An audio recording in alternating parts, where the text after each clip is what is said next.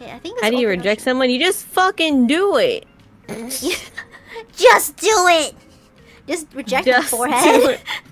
Where are you? Oh my god. Oh wait, I see you. I'm coming. Here, yeah. Like for real talk. You just do Watch it. out, watch out, watch out. That's decreasing. Do you have any tips for rejecting someone? Do it with grace and dignity. Because oftentimes when someone confesses, it's a very vulnerable moment to them. And so you should respect that vulnerability by giving them an equally respectful answer. So even if it is no, you can let them know gently, like, I appreciate your feelings, but unfortunately I don't feel the same way, thank you, but no. You know, be firm, because otherwise they will get the wrong message. So it's about being firm, but also being nice about it. Because again, they are very vulnerable. So here, let's get out. They are quite vulnerable, so it would suck if like someone was mean about it. You know, you don't want to be in that position where you confess to someone they're kind of mean about it and shitty about it. So be firm but polite. That's how I would do it. That's right. Like this way. It sounds like she's been down this road. Yeah, I've had to turn down a couple.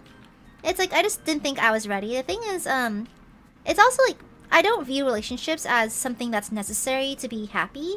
I feel like life can be perfectly fulfilling and perfectly full and happy without that kind of relationship.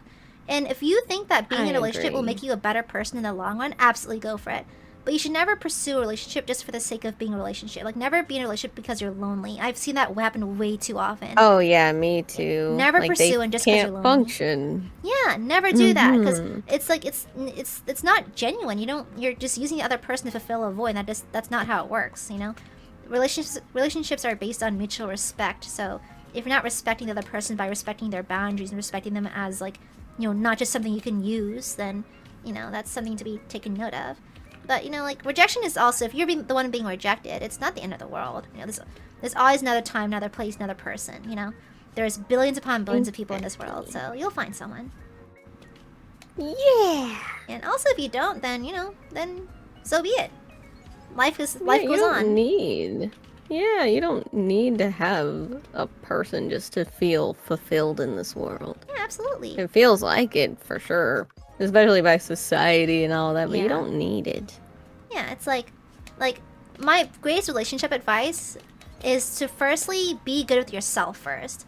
Like, if you're cool if you're cool with yourself, then honestly, the relationships will come to you if you want one. And if you don't want one, and because you're happy by yourself, that's fine too.